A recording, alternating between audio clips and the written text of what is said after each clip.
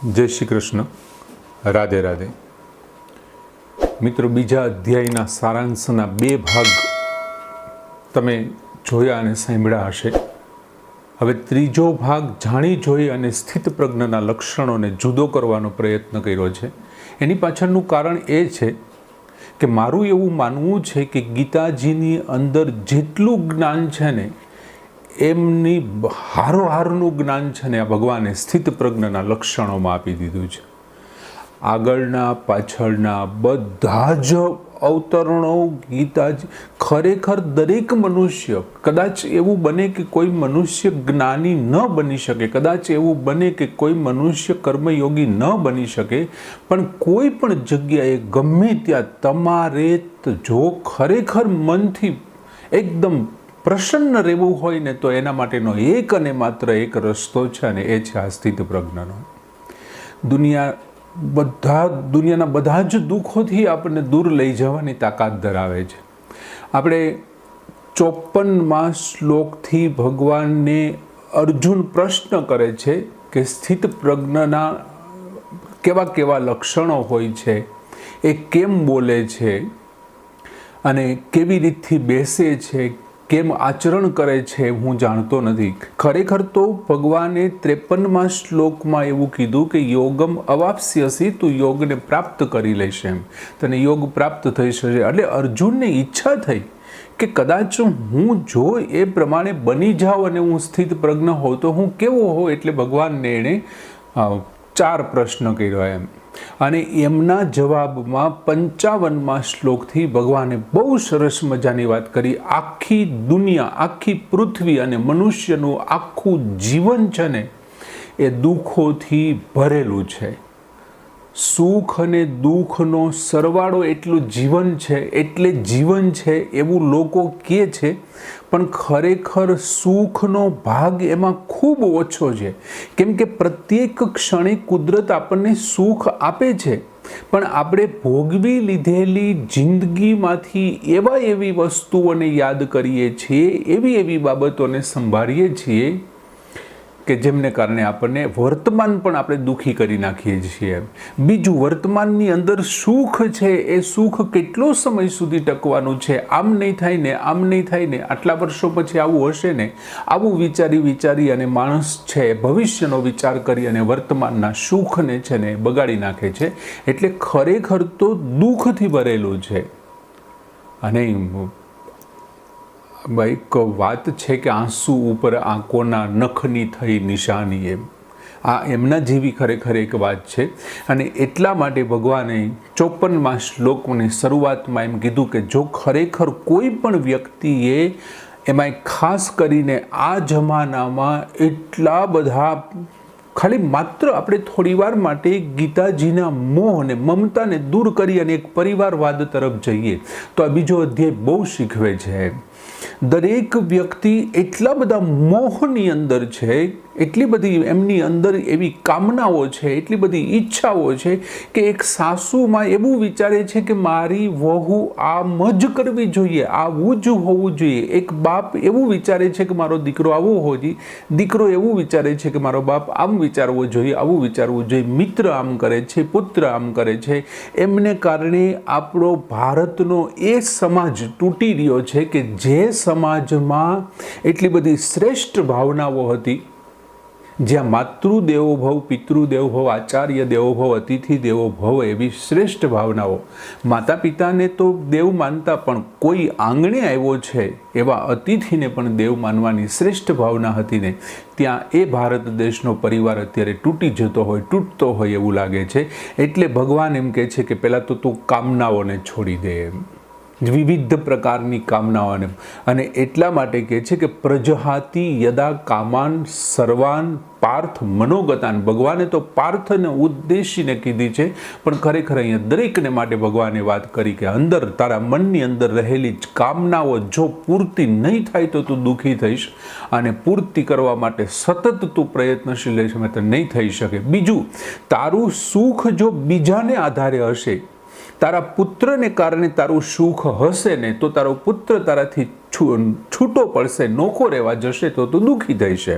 તારું સુખ જો અન્ય કોઈને આધારે હશે ને તો ઈશ્વર કહે છે કે તો તું સુખી થવાના સ્વપ્ન છોડી દે, કેમ કે તું બીજાને આધારે સુખી છો અને બીજાને આધારે છે ને તો એ બીજો કાયમી નથી. એ એકને એક વખત ત્યાંથી જવાનો છે.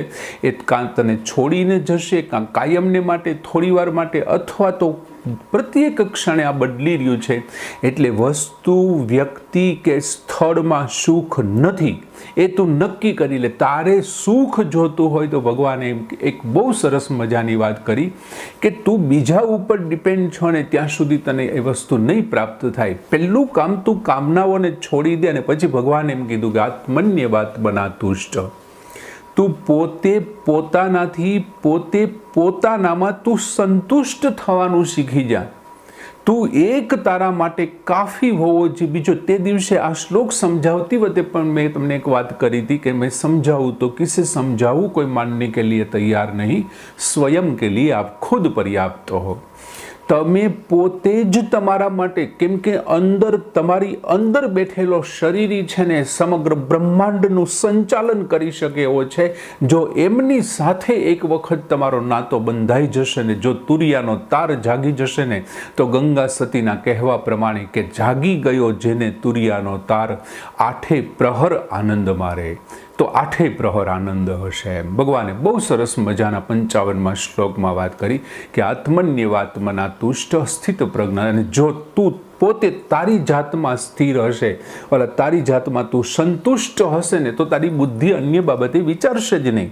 એને કારણે તારી બુદ્ધિ આપોઆપ કેવી થઈ જશે? સ્થિર થઈ જશે. તું સ્થિત પ્રજ્ઞ થઈ જશે. એમ ભગવાનને હજી પણ ભગવાન કૃષ્ણની આ એક વિશિષ્ટ કળા છે સમજાવવા માટેની. મેં તે દિવસે તમને વાત કરી હતી. એક ઈંટ મૂકતા જશે અને એક મસ્ત મજાનું મંદિર બનાવી દેશે ને એમાં સ્થિત પ્રજ્ઞની મૂર્તિને બેસાડી દેશે, કળશ લાગી ગયા પછી. એમ એટલે ભગવાને અહીંયા પછી બીજા શ્લોકમાં પાછી વાત કરી કે દુઃખેષુ અનુદ્વિગ્મનાઃ સુખેષુ વિગત સ્પૃહ. તારે આ પણ કરવું જોઈએ. કામનાઓને છોડી પોતાની જાતમાં સંતુષ્ટ રહી અને દુઃખમાં ઉદ્વિગ્ન ન થવું જોઈએ. ઉદ્વિગ્ન મનાહા, ઉદ્વિગ વગરનું તારું મન હોવું જોઈએ. કોઈ પણ જાતનું તને ઉદ્વેગતા ન આવવી જોઈએ અને ગમે તેવડું સુખ પ્રાપ્ત થાય પણ વિગત સ્પૃહા વિનાનો બની જતું. સુખ અને દુઃખ આવવા જવાવાળા છે. રાત અને દિવસ આવવા જવાવાળી છે. રાત છે એનો મતલબ દિવસ આવવાનો જ છે અને દિવસ છે એનો મતલબ કે હવે રાત આવવાની છે.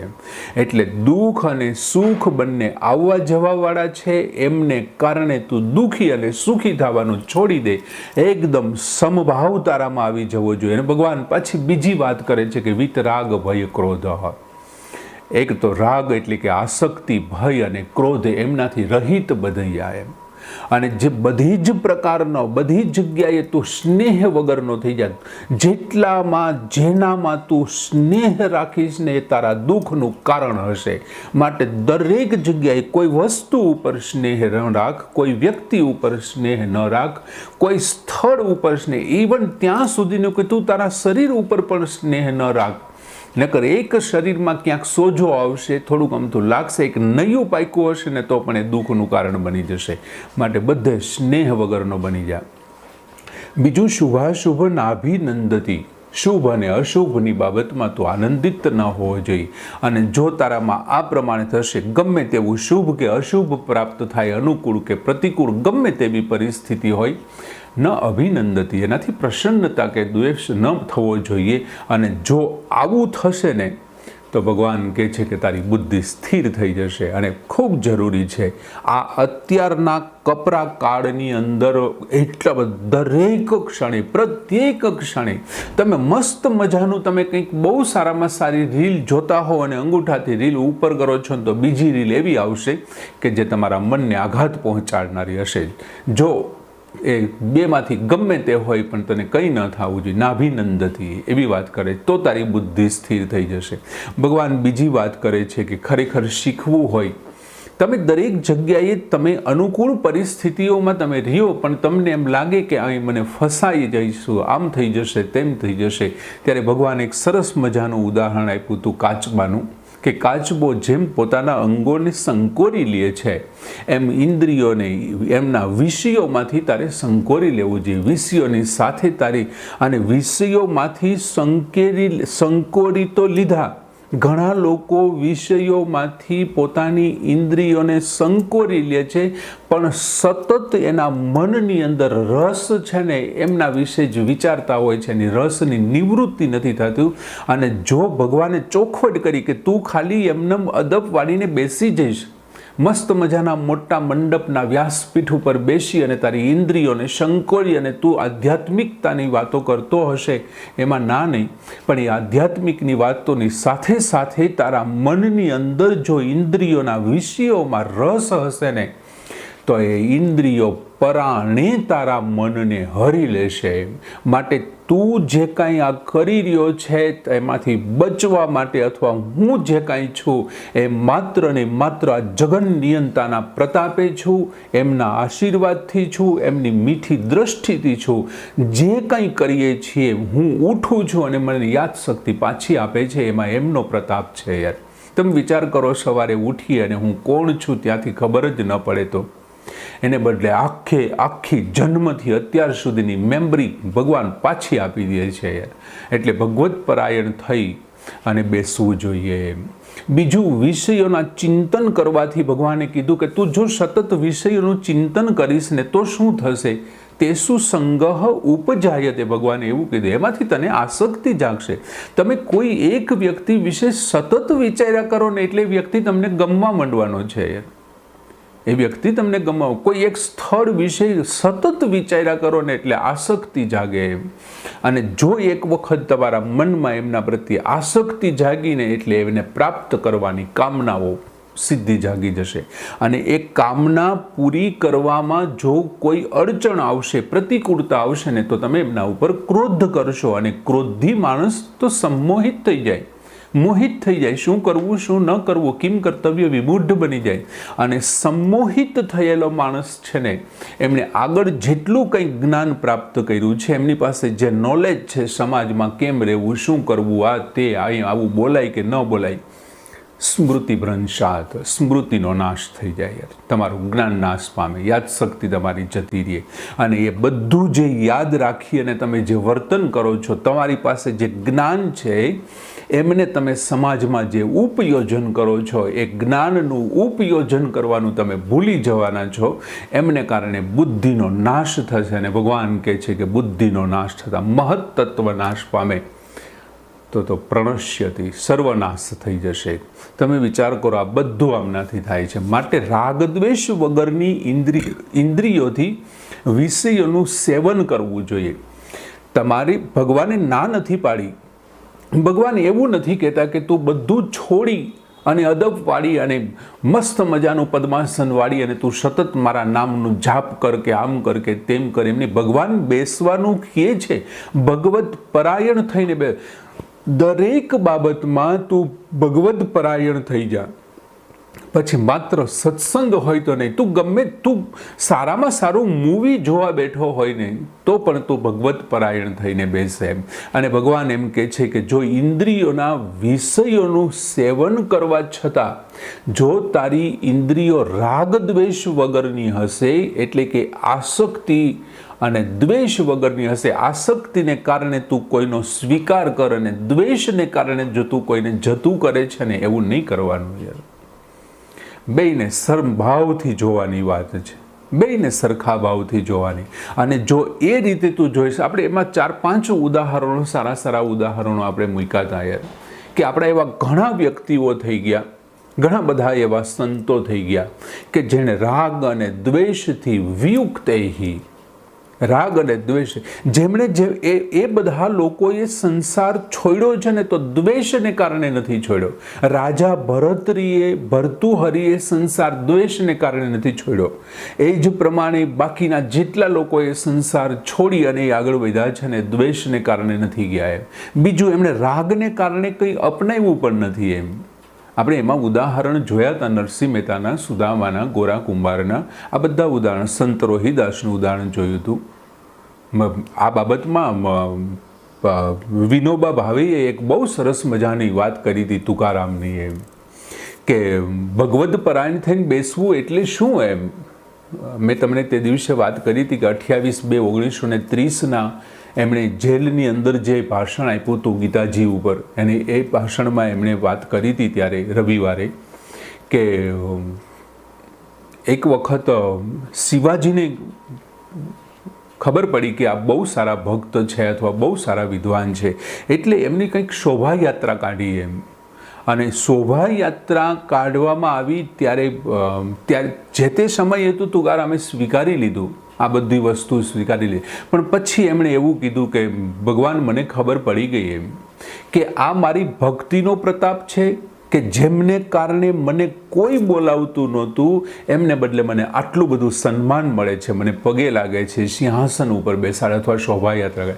આ મારી ભક્તિનો પ્રતાપ છે, હું એમ ગણું કે પછી તને ખબર પડી ગઈ છે અને તું મને તારી પાસે આવવા નથી દેવા માગતો, એટલે તે શું કર્યું, જેમ આપણે નાના છોકરા, આપણે બારગામ જતા હોઈએ અને નાનો છોકરો એમ કે મારે સાથે આવવું છે, ત્યારે બાળકને આપણે શું કરીએ, કંઈક ખાવાનું આપી દઈએ, કંઈક મસ્ત મજાનું રમકડું આપી દઈએ, એટલે એમાં ને એમાં રમ્યા કરે.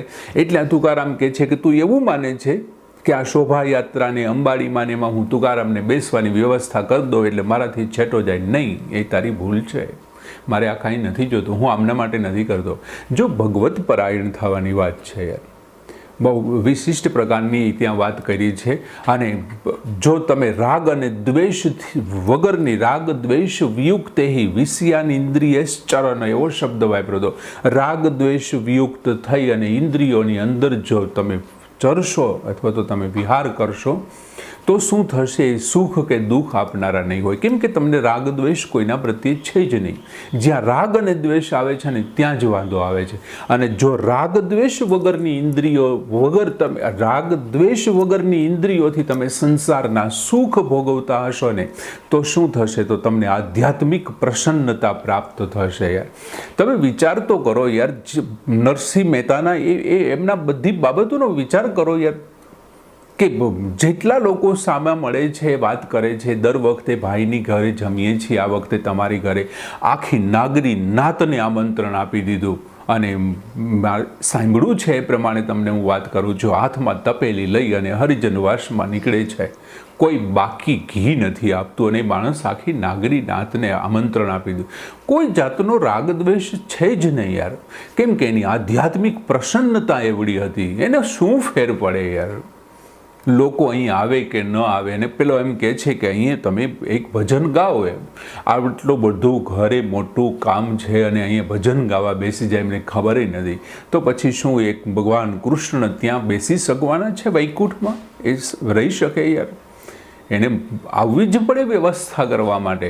અને એટલા માટે નરસિંહ છે, આધ્યાત્મિકતા, એની પ્રસન્નતા જે એવડી હતી, એટલે તો એ વહેલી સવારે ઉઠી અને કદાચ જુનાગઢમાં ગિરનારની ભવનાથ તળેટીમાં પ્રભાતિયા ગાતા ગાતા દામોદર કુંડે જ્યારે સ્નાન કરવા જતા હશે, કેટલી મસ્ત મજાની એ પક્ષીઓના કલરવ એમનું સ્વાગત કરતો હશે, કોયલના ટહુકાઓ સાંભળતો સાંભળતો જુનાગઢના ઘટાટોપ જંગલમાં દામોદર કુંડ સુધી નરસિંહ ભગવાન કૃષ્ણ ને યાદ કરતા કરતા જાગને જાદવા કૃષ્ણ ગોવાળિયા તુજ વિના ધ્યાનમાં કોણ જાશે. આ મનની પ્રસન્નતા વિના ક્યાંથી લખી શકાય યાર. મેં કાનુડા તોરી ગોવાલણ મોરલીએ લલચાણી રે. આ મનની પ્રસન્નતા, આધ્યાત્મિક પ્રસન્નતા બતાય. બાકી એ કઈ સ્કૂલમાં અભ્યાસ કરવા ગયો હતો, ક્યાં એમણે ભાષાઓના પાઠ ભણ્યા હતા? આ મનની પ્રસન્નતા જેવી આવી જાય છે ને, એ જ સાથે શું થાય છે, દુઃખ દૂર થઈ જાય છે. અંદરના રહેલા, અંદર અને બહારના બધા જ દુઃખ, એમને કોઈ દુઃખ થતું જ નથી યાર. એમને કોઈ આવીને સમાચાર આપે કે તમારો શામળશાનું મૃત્યુ થયું છે, કંઈ ફેર ન પડે, એમને દુઃખ થાય જ નહીં યાર. ગમે તેવી પરિસ્થિતિ, એમને કોઈ આવીને કીધું કે મહેતાજી તમારો ઉતારો તો તમારા વેવાઈએ જોવો તો ખરા, જ્યાં ઝાઝા જુવાને વધારે ઝાઝવા, એવી જગ્યાએ મહેતાના ઉતારા હોય. અને એમ છતાં નરસિંહને કંઈ ફેર નથી પડતો. મોકલે છે લિસ્ટ વેવાઈ પાસે, તમારે શું જોઈએ છે લખીને આપો એમ. અને મહેતાજીની મસ્કરી કરે છે. વેવાઈની ઘરે મસ્કરી થાય અને છતાં દુઃખ ન થાય. વેવાઈની ઘરે જાઓ ખાલી માત્ર પાથરવામાં મોડું થાય ને તોય દુઃખ થાય, કેમ કે અમે વેવાઈની ઘરે આવ્યા છીએ. અને આ તો નરસિંહનું આટલું મોટું અપમાન, તોય સુખ અને દુઃખ કંઈ નહીં, મનની એની અંદરની જે આધ્યાત્મિક પ્રસન્નતા છે, એટલે બાહ્ય અને આંતરિક બધા જ દુઃખ એના દૂર થઈ જાય છે. અને જેમના બધા દુઃખ દૂર થાય છે ને એની બુદ્ધિ સ્થિર થઈ જાય છે. અને આ સ્થિર બુદ્ધિવાળો શું કરે છે તો કે પરમમ શાંતિમ અધિગચ્છતિ. જે આખી દુનિયા શોધી રહી છે ને એ આપોઆપ સામેથી આવે છે. પરમ શાંતિ પ્રાપ્ત થાય છે. પરમ શાંતિ લાંબા ગાળે, થોડી વાર માટેની શાંતિ. થોડી વાર માટેની શાંતિ તો તમે બહુ થાક્યા હો, એકદમ ત્રસ્ત થઈ ગયા હો અને મસ્ત મજાની ક્યાંક ઠંડો પવન આવતો હોય ને તમે સૂઈ જાઓ તો એ શાંતિ છે ને. પણ સૂઈને ઉઠ્યા પછી તમને ખબર પડે, અરે ઊંઘ આવી ગઈ, મારે જવાનું રહી ગયું, આમ થયું તેમ થયું, ભાગો દોડો. જો એ શાંતિ ન આપી, તમને દુઃખ આપ્યું. નરસિંહ મહેતા, આ તો જેની પ્રસન્નતાથી દુઃખ દૂર થાય એને પરમ શાંતિનો અનુભવ થાય છે. અને બીજી ભગવાને એક બહુ સરસ વાત કરી કે આ તમારી બધી ઇન્દ્રિયો, આપણે સમાજમાં, હું અને તમે બંને સમાજમાં રહીએ છીએ, મારી અને તમારી ઘરે આપણી 10 ઇન્દ્રિયોને અનુકૂળ હોય ને તેવા વિષયો કાયમ ને માટે 24 કલાક મારી અને તમારી સામે આવે છે. વહેલી સવારે નાસ્તો સારો હોય છે, મીઠું મીઠું બધા બોલે છે, બધું બહુ સારું સારું યાર, વાતાનુકૂળ વાતાવરણમાં રહીએ છીએ, આ બધું છે. એટલે ભગવાન કહે છે કે પણ એમાંથી જો એકાદ ઇન્દ્રિય વિષયોના રાગમાં ગરકાવ થઈ જશે અને જો સતત એમાં આસક્તિમય બની જશે ને તો તારા મનને એનો અનુગામી બનાવી લેશે. અને જો એ મનને અનુગામી બનાવી લેશે ને તો દુનિયાની કોઈ તાકાત તમને પછી એમાંથી પાછું નહીં વાળી શકે. અને એ મનને અનુગામી બનાવી લીધા પછી શું થશે, જેમ નાવની હાલત પવન કરે છે ને સમુદ્રની અંદર, એવી હાલત આ મન છે ને પરાણે તમને ઢસડી જશે યાર. વિષયની અંદર મન છે તમારા આત્માને હરંતી હરી જશે યાર. નાવનું ઉદાહરણ આપ્યું, બહુ સરસ મજાનું ઉદાહરણ. અને ભગવાન કહે છે તમારે કેવી રીતે રહેવું જોઈએ. આ બધું તમે બહારથી તમે જોવો તો મજા આવે. તમારા શહેરની અંદર તમે બહુ મોટા એક ટ્રાફિકની અંદર ફસાણા છો, અહીંયા ગાડી છે, બાજુમાં ગાડી, આગળ 1 કિલોમીટરની લાંબી લાઈન છે, પાછળ 1 કિલોમીટર, બે બાજુ 3-3, 4-4 લાઈન છે. 12મા કે 14મા માળે બેઠો બેઠો કોઈ વ્યક્તિ તમને જોઈને દાંત કાઢે છે ઉપર બેઠો બેઠો. શું કામે દાંત કાઢે છે? કેમ કે કાંઠે બેઠો છે અને તમે ફસાણા છો. તમે ગમે તેટલા હોરન મારો, કંઈ નહીં કરી શકો, કેમ કે તમારો દરવાજો જ ખુલે એમ નથી. નહીંતર તમે ગાડી મૂકીને જતા રહ્યો, દરવાજો જ ખુલે એમ નથી. એમ ભગવાન કહે છે કે તારે સંસારના સુખ જોતા હોય. આ ટ્રાફિકમાં જેટલા લોકો ફસાણા છે, ત્રસ્ત છે, પણ આ ટ્રાફિકની 12મા માળે બિલ્ડિંગમાં બેઠેલો, બારીએ બેઠો બેઠો માણસ એ જ વસ્તુ જોઈને ખુશ થાય છે. ને ભગવાન કહે છે તારે એવું કરવું જોઈએ કે યા નિશા સર્વભૂતાનામ તસ્યા જાગૃતિ સંયમી. જ્યારે બધા જ પ્રાણીઓ છે એ અંધકારમય રાત્રિ જેવા કામ કરી રહ્યા છે ત્યારે સંયમી જાગતો હોય છે, એમ તું પણ જાગતો રહે.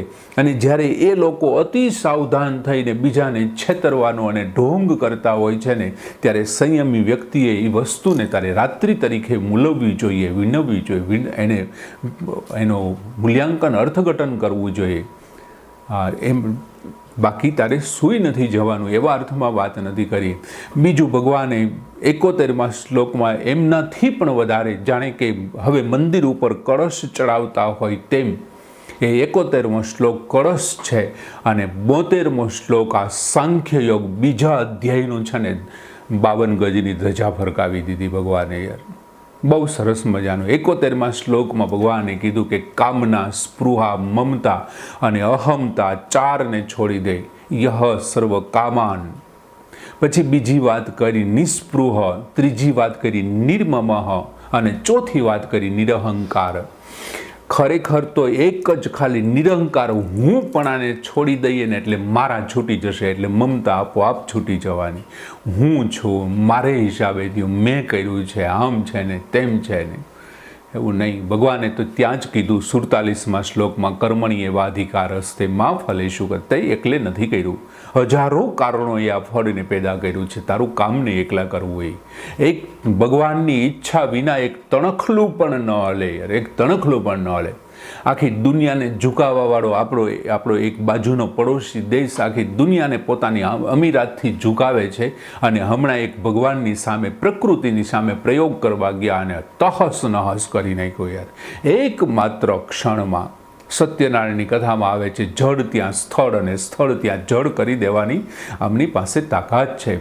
માત્ર એક કરવટ બદલે ને તો પ્રકૃતિ પોતાના રૂપ રંગ બદલી નાખે છે.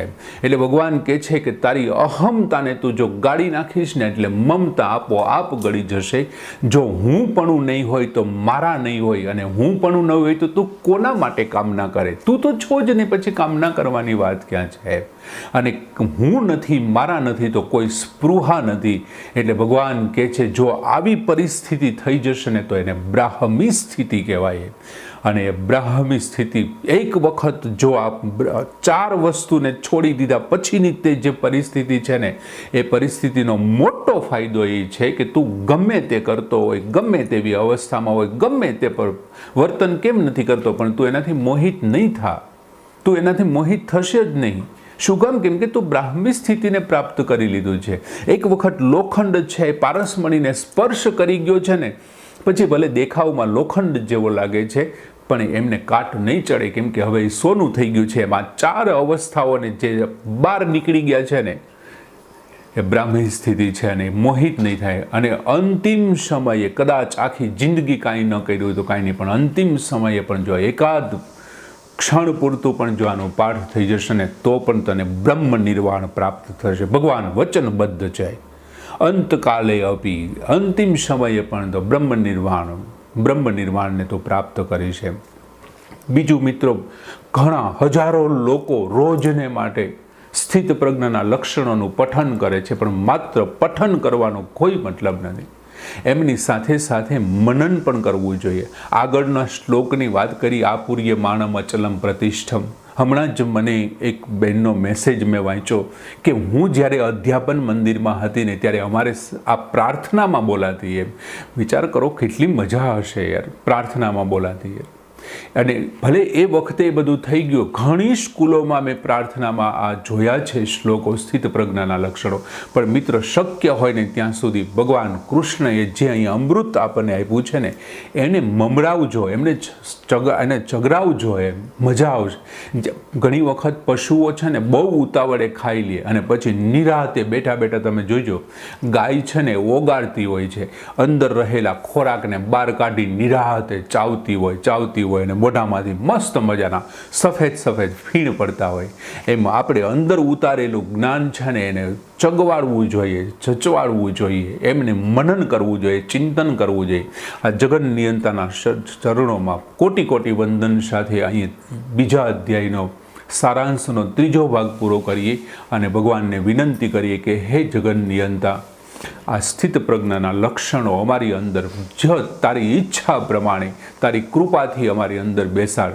અને અહીં બીજો અધ્યાય એમના ચરણોમાં ધરતી વખતે ફરી પાછા એક વખત વંદન સાથે પૂરું કરીએ. જય શ્રી કૃષ્ણ.